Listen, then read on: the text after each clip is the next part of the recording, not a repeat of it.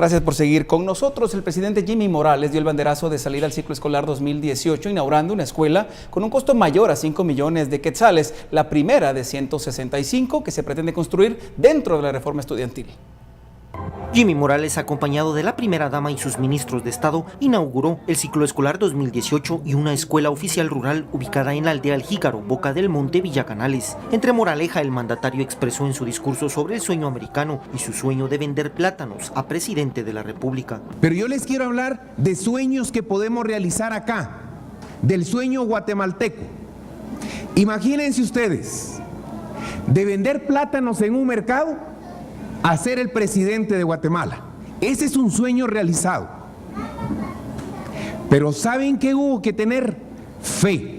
La embajada china-Taiwán otorgó una donación de 29,000 mochilas con útiles y libros de texto. Jimmy Morales aseguró que al menos 600 millones se desembolsarán para los primeros 50 días de clases y la otra semana se iniciará con la entrega de los libros de texto y la valija didáctica. 48 horas para que el Ministerio de Finanzas desembolse los primeros 600 millones de quetzales que van a servir para los primeros 50 días de trabajo. La escuela inaugurada cuenta con 14 salones de clases, un salón de usos múltiples, un polideportivo a un costo total de 5,968,000 quetzales. El establecimiento beneficiará a más de 1,100 alumnos de 2 jornadas de la aldea El Jícaro, Boca del Monte. La escuela es la primera de una reforma de 165 establecimientos que se proyectan construir bajo el mismo modelo. Por una Guatemala en paz, Cristian Martínez y Byron Secaida.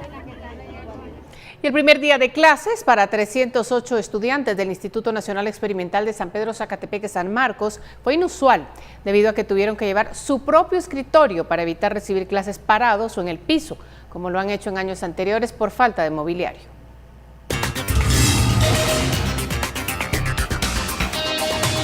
El primer día de clases para 308 estudiantes de primero básico del Instituto Nacional Experimental de San Pedro Zacatepeque San Marcos fue inusual, pues para evitar recibir clases en el suelo o parados, tuvieron que llevar su propio escritorio por instrucciones de las autoridades de ese plantel. Ya hay que ver escritorios aquí, pero como no hay, pues tuvimos que traer por nuestros hijos.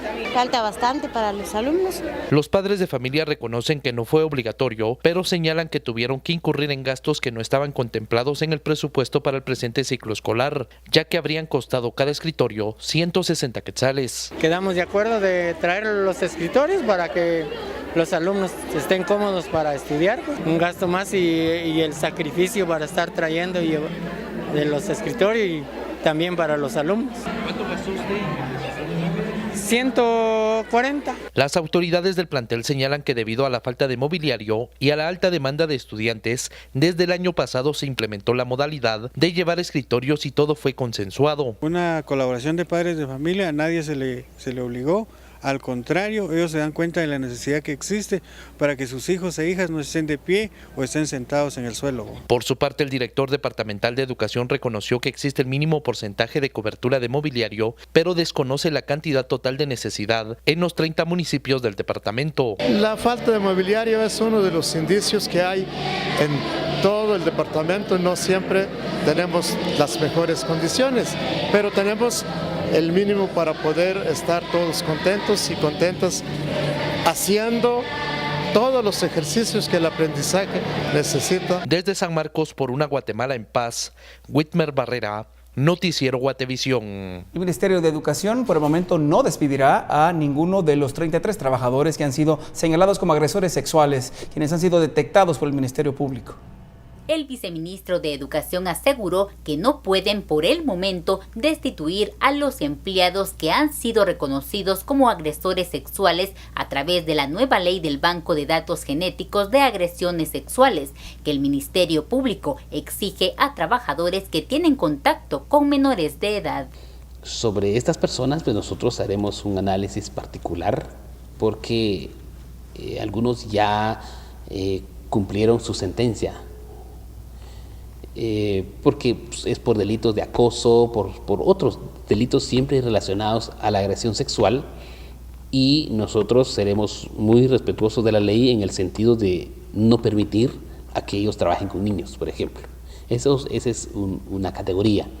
La otra categoría son personas que tienen alguna denuncia en su contra Y al tener una denuncia en su contra, pues aún existe un debido proceso, y por el respeto al debido proceso, digamos, nosotros estamos analizando hasta dónde tenemos facultad para afectar laboralmente a una persona cuando no ha sido, digamos, juzgado y vencido en un proceso, sino que tiene una denuncia en su contra.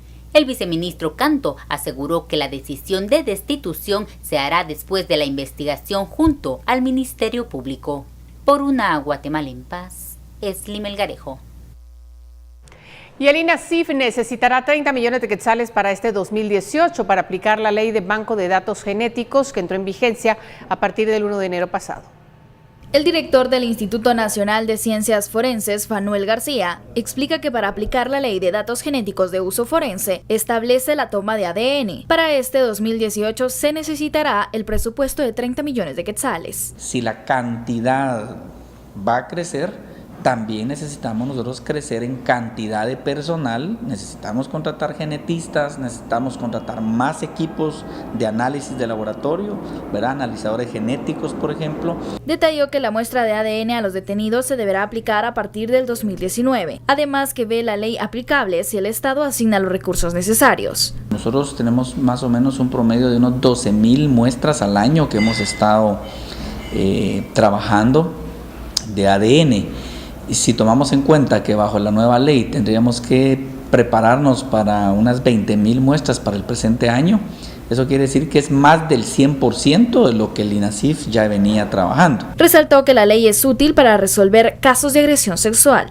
Hoy la diferencia es que debemos hacerlo en mayor cantidad porque todas las escenas de crimen donde hayan fluidos humanos y se puedan haber encontrado restos, digamos, para poder trabajar una muestra de ADN, pues lo tenemos que hacer para luego ingresarla a la base de datos, y eso por supuesto es muy valioso para el país. O sea, realmente a eso va a ayudar mucho a poder resolver crímenes, ¿verdad?, de ese tipo de ataques sexuales. En este caso, la ley busca reducir el nivel de impunidad que existe en los delitos de agresión sexual. Cada prueba de ADN cuesta 4.200 quetzales. Por una Guatemala en paz, Verónica Orantes y Emilio Artiga. Con carencias en sus escuelas empezaron varios estudiantes en el país. Diversas fotos revelan cómo están algunas de ellas. Andrea Domínguez les da lectura a los comentarios y fotografías compartidas por nuestros seguidores en redes sociales. Andrea, bienvenida. Con carencias también iniciaron cientos de niños en diversos puntos del país, tal como lo evidencian algunas fotografías compartidas por algunos padres de familia. Estas son las condiciones en que reciben clases los estudiantes del Instituto Nacional de Educación Básica en Santa Isabel II, con escritorios dañados, aulas con grafitis y sin luz. Estas fotografías captadas por Esvin García evidencian la falta de infraestructura que impidió el inicio de clases a jóvenes de primero básico en el Instituto Nacional de Educación en Santa Isabel, tanto para la jornada matutina como para la vespertina en Villanueva, donde los pupitres se encuentran en mal estado y los cuales son usados por todos los estudiantes. Esta siguiente fotografía nos la comparte un padre que señala: con la esperanza de aprender a ser alguien en la sociedad, los niños de nuestra escuela esperan aprender un ciclo sin muebles. ¡Qué esperanza!, señala Pedro José al compartir esta fotografía captada en Playa Grande, donde se puede ver que los niños están con escritorios totalmente deteriorados. Por su parte, esta otra fotografía evidencia cómo 308 estudiantes de primero básico del Instituto Nacional Experimental en San Marcos, en Zacatepeques, tuvieron que llevar sus escritorios de los padres de familia habían comprado con anterioridad, esto por la falta de escritorios. Esta siguiente fotografía señala: así luce ahora la escuela del caserío Bellavista en Los Amates y Zabal. Las autoridades han hecho caso omiso a solicitudes hechas para mejorar, indicó Alberto Rodríguez al compartir esta fotografía que evidencia que los niños empezaron clases en aulas completamente llenas de lodos. Si usted tiene fotografías de las condiciones actuales de su escuela, lo invitamos a que nos las comparta a través de nuestras redes sociales. Fue un gusto acompañarlos. Buena noche.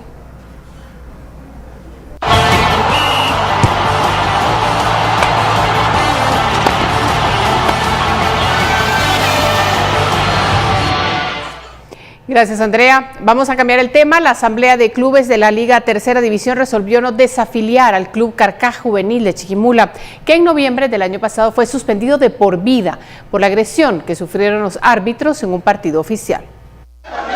El juego disputado el pasado 29 de octubre entre el representativo de Carcaj Juvenil y Juventud Goberana, válido por el juego de ida de los 16avos de final del torneo en la tercera división. En esa ocasión el equipo de la Costa Sur venció 3-2 al representativo de San Juan Ermita Chiquimula. Lamentablemente, una turba ingresó al estadio y la emprendió en contra de la tripleta arbitral. En esa misma semana, el órgano disciplinario de la liga resolvió desafiliar al equipo chiquimulteco. Para que la misma fuera efectiva y apegados a la Ley Nacional del Deporte, esta debía ser ratificada por la Asamblea de Equipos. La misma tuvo lugar el pasado 6 de enero y los equipos decidieron votar en contra de la resolución. Por esta razón, el equipo podrá participar en el torneo clausura que arranca el próximo 13 y 14 de enero.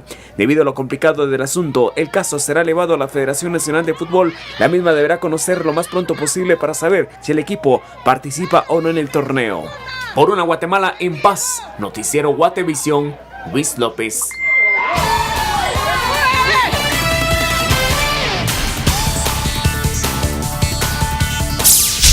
La Asociación Guatemalteca de Árbitros emitió un comunicado donde expone que no aceptarán ir a dirigir partidos a la cancha de Carcaj Chiquimula, luego que la asamblea resolvió no desafiliar ante los lamentables hechos de agresión a los árbitros suscitados en octubre del año pasado. Asimismo, repudian la acción de los dirigentes e instaron a la Liga Tercera División a analizar tal decisión.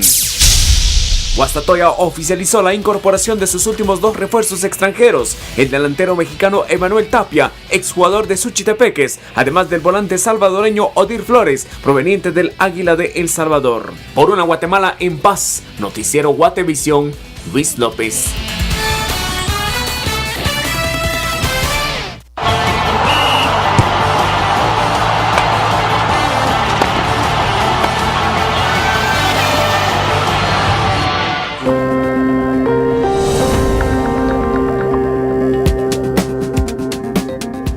La industria del azúcar del país espera un crecimiento en el 2018. Cuando regresemos, hablamos de esto y más noticias.